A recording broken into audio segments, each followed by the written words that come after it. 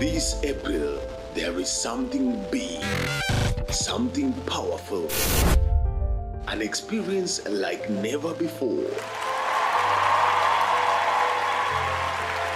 As we dedicate this month to sowing seeds and total sacrifice, join us at Uzima Teletele Church Bamburi for uplifting sermons in the evening revivals. Unajua tusoma Mungu ana upendeleo, lakini wasomi hilo andiko linasema Mungu ana upendeleo linasema nini baada ya the context. Kwa maana hilo andiko linasema Mungu ana upendeleo linasema mtu yoyote. From 1st to 13th April 2025, come and experience teachings from the man of God, Bishop Nya. And means huyo hawezi kujiweka vizuri na wewe ukajiweka vibaya.